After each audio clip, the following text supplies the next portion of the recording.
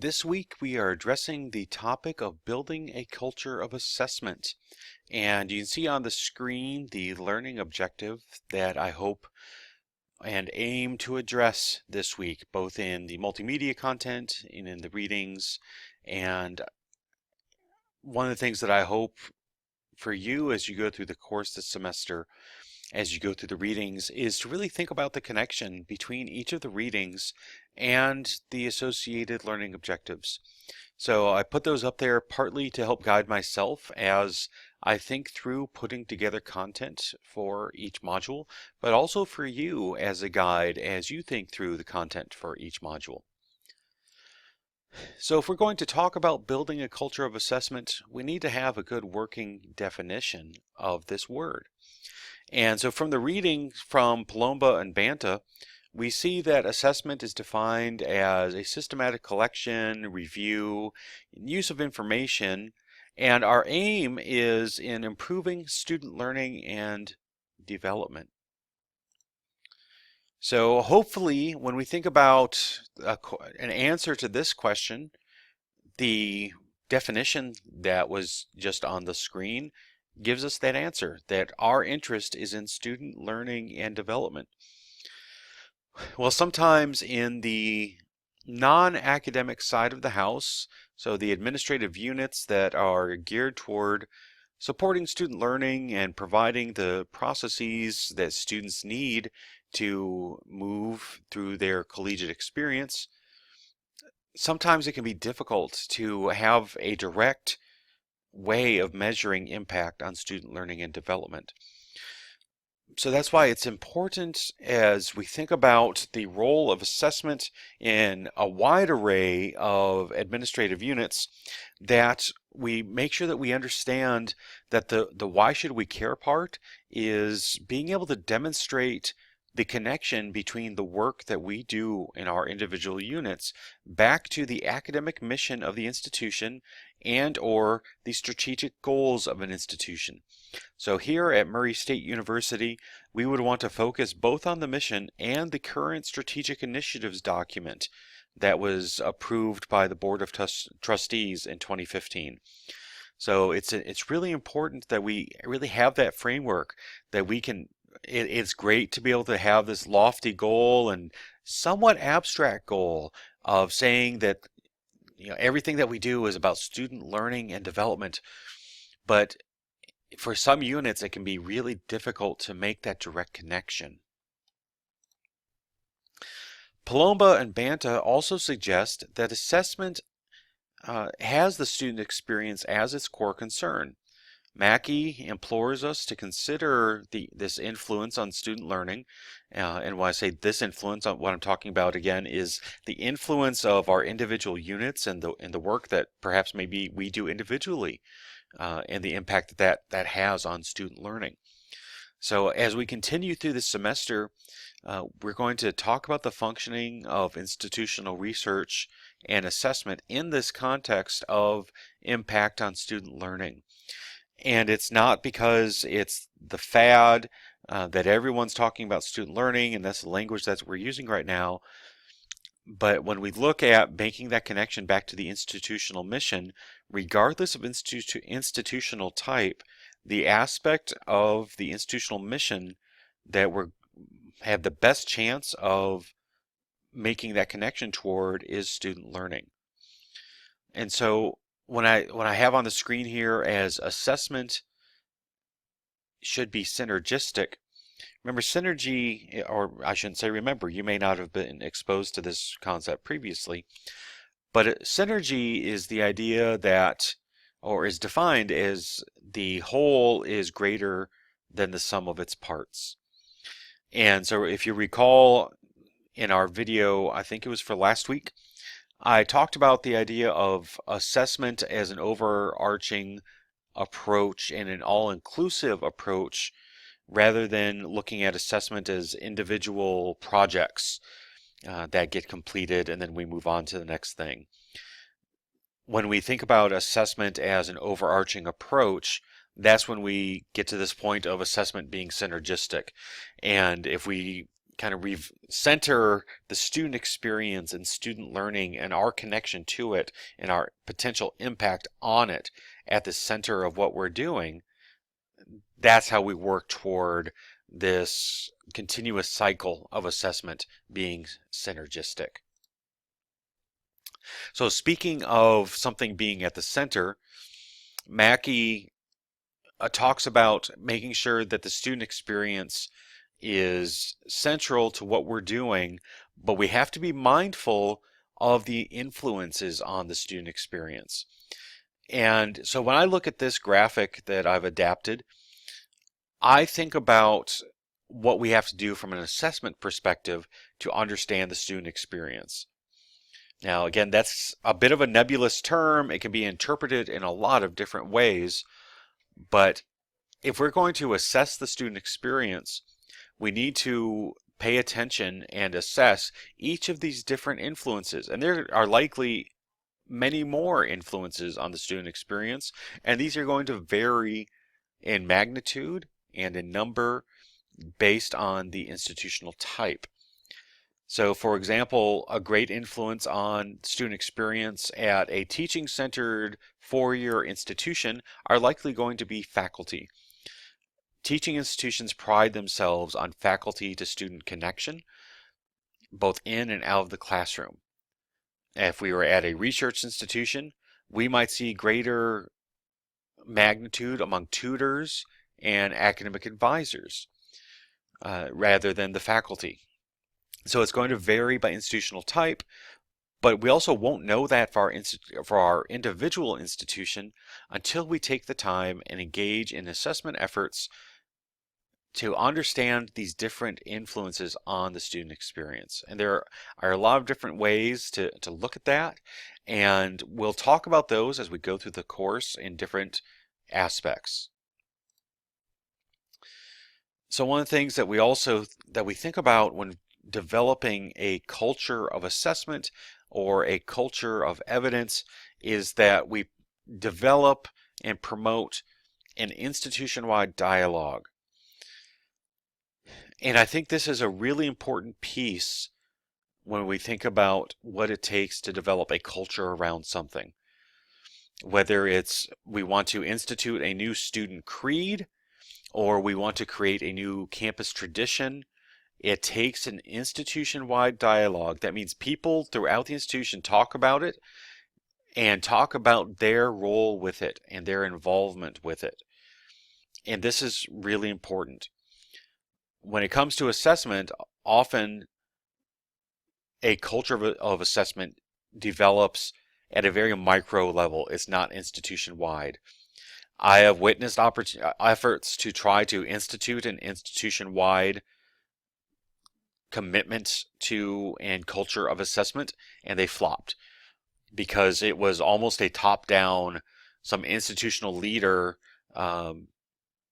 through the blessing of the president or the chancellor said, this is our focus, this is why assessment is important, and it was like a field of crickets. You heard no response, nobody cared.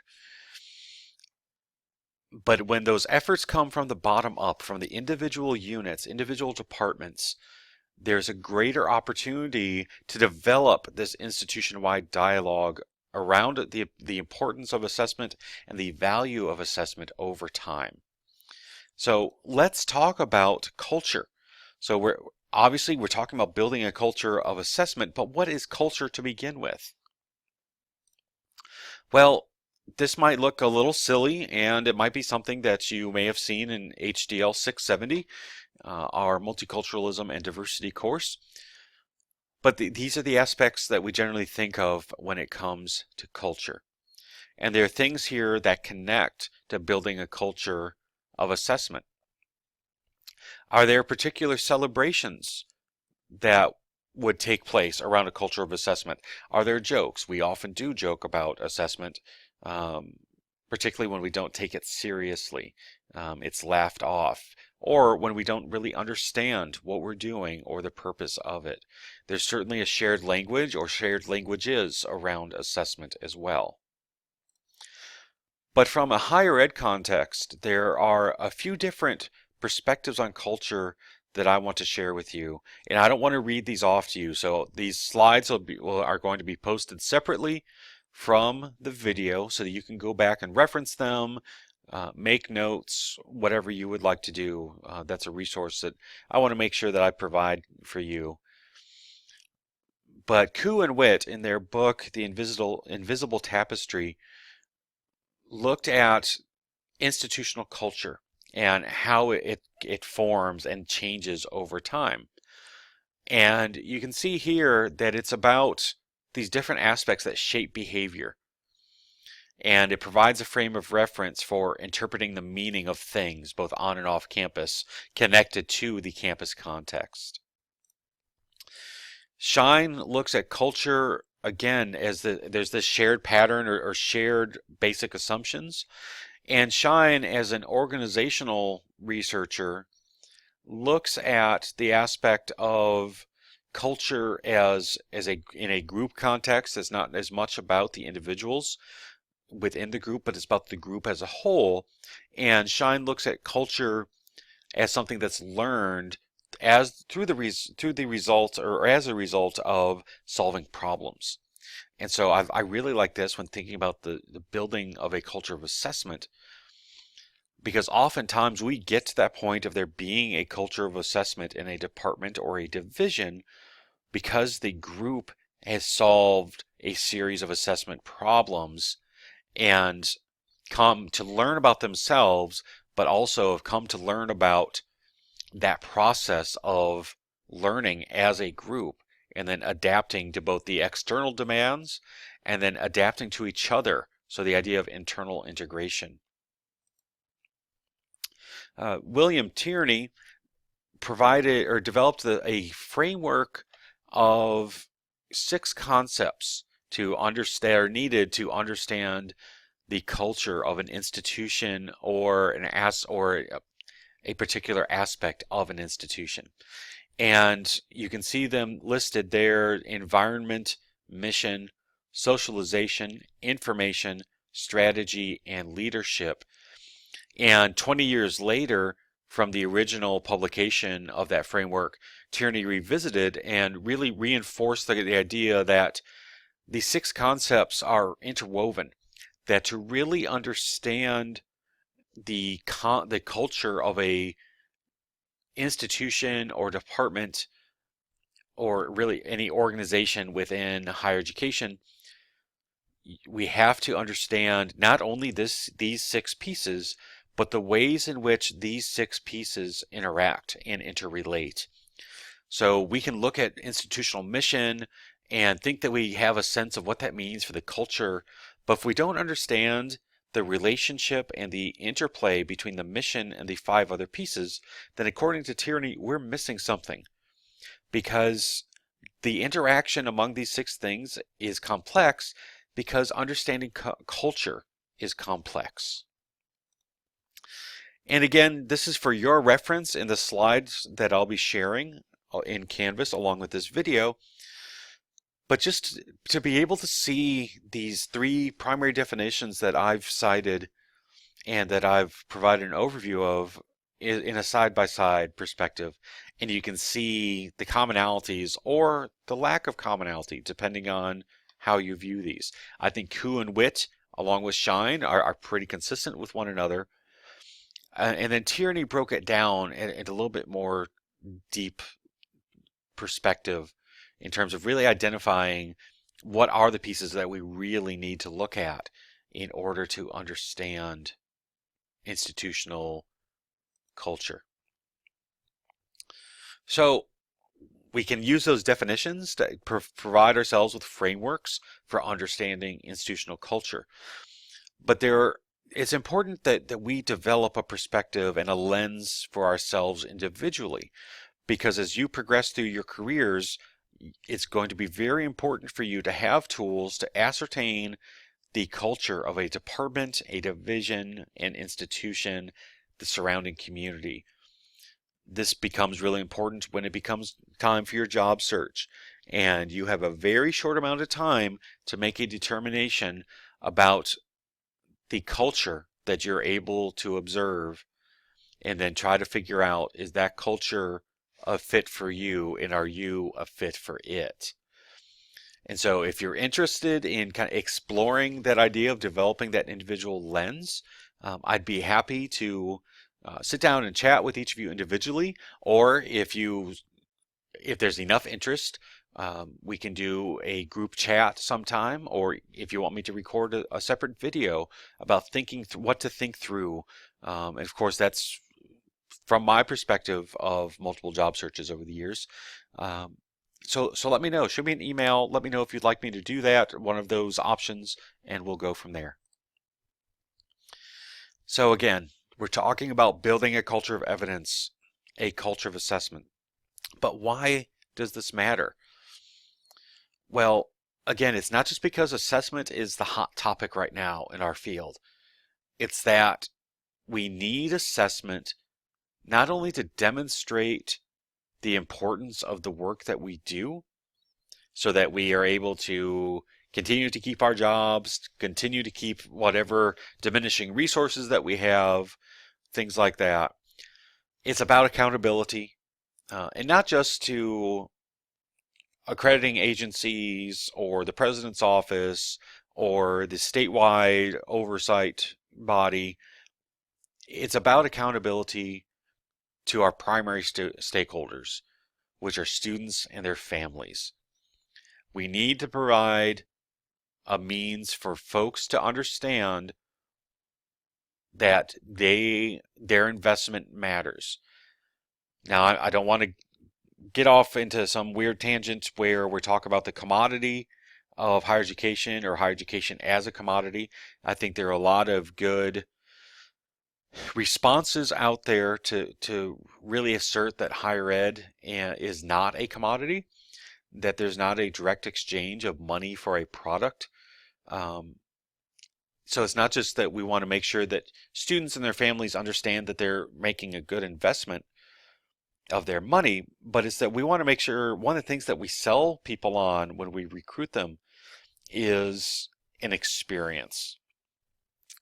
And one of the things that institutions are increasingly saying is that these different experiences all connect together and all relate to your development as a student, your learning as a student.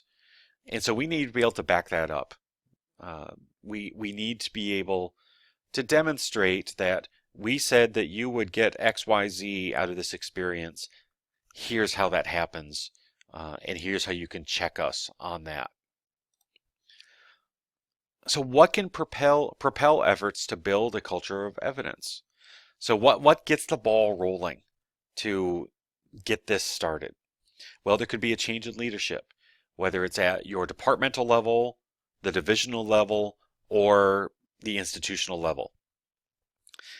Anytime there is some sort of revision of the mission statement, that can get folks talking on campus about, okay, we got to make sure that everything that we do is in line with this newly adopted mission. Same thing with the new strategic plan, as I mentioned earlier in the video with our strategic initiatives document. We've got to make those connections.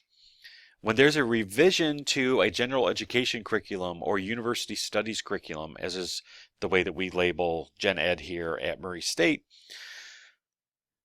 we have to make sure that we make the connections. Oftentimes, or I should say increasingly, Gen Ed curricula are framed around broad learning outcomes. And so if we can reconnect the work that is done through our administrative efforts, whether it's in kind of the traditional student affairs-y, student activities type of actions or activities, or if it's as a financial aid office, a bursar, a registrar's office, admissions, orientation, whatever it is, Greek life, what's the connection between the work that you do in your office and those learning outcomes, or one of those learning outcomes? If an institution has broad learning outcomes for the Gen Ed curriculum, that means that there is someone on campus whose job it is to assess those from the academic side of the house.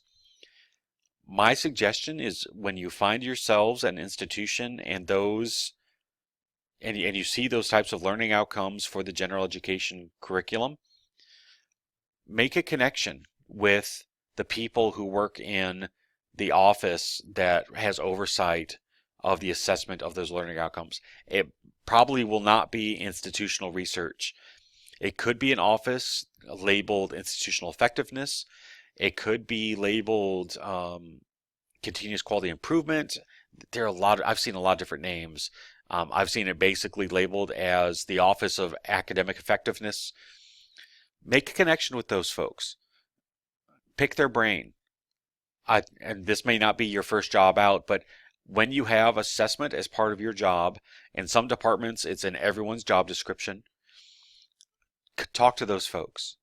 They, in my experience, they are willing and in fact would probably have never thought about connecting with the non-academic side of the house to talk about the relationship to those institution-wide learning outcomes. So one of the challenges that exists in developing a culture of assessment is that we live in an age of buzzwords. And sometimes we get caught up in making sure that we've got campus banners that tout our commitment to assessment or a commitment to learning or learning about the work that we do, whatever it is. And having a campus engaged in pointless banter about assessment is not the same as having a culture of evidence. And so that means the struggle is real. There are challenges to doing assessment work, but if it were easy, we would already probably have this course would actually probably look a little bit differently. Because if everyone were already taking assessment seriously, then there would be a different tone to this course. I would be talking about the idea that maybe as a new professional, you might be looked to provide the leadership for a department in assessment because of having this course. I think I may have shared previously in a video that after a student took the course the first time I offered this in 2009, she was then hired by LSU to be the first coordinator for assessment in the Division of Student Affairs.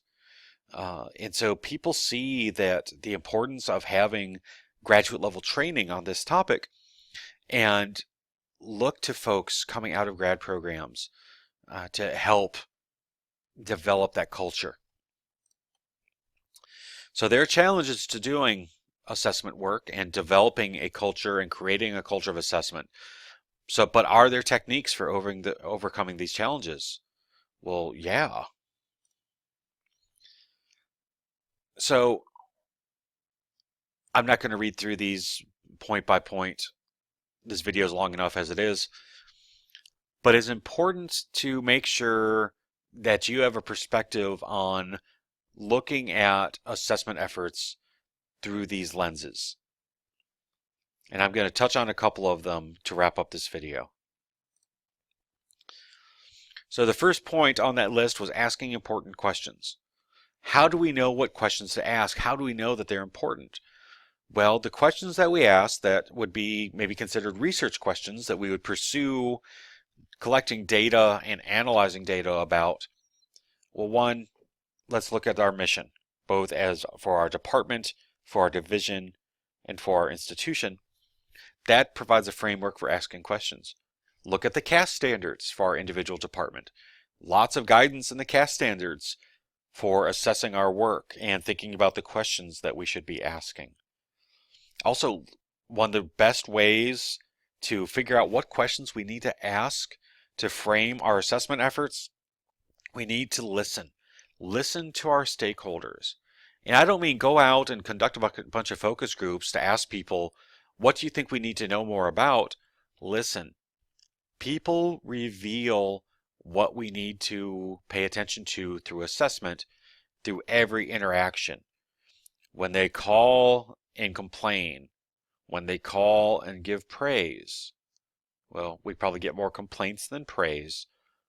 Those are clues of the types of questions that we need to be asking. Again, I've said it probably 6 times already, if not more, in this video. Our assessment efforts need to reflect the institutional mission. Well, why does this matter? I've said it multiple times. If we can't connect the work that we do to the institutional mission, we need to change the work that we do. And then finally, we need to make sure that stakeholders are involved in the assessment process itself. It's one thing to demonstrate our accountability through assessment, and that's critical. But if folks aren't involved, if stakeholders aren't involved in those assessment efforts, there's a disconnect. And so it's not just involving people as research participants to gather information. Part of the involvement is also by reporting out to various stakeholders and then asking for feedback. So that wraps up this video on building a culture of assessment.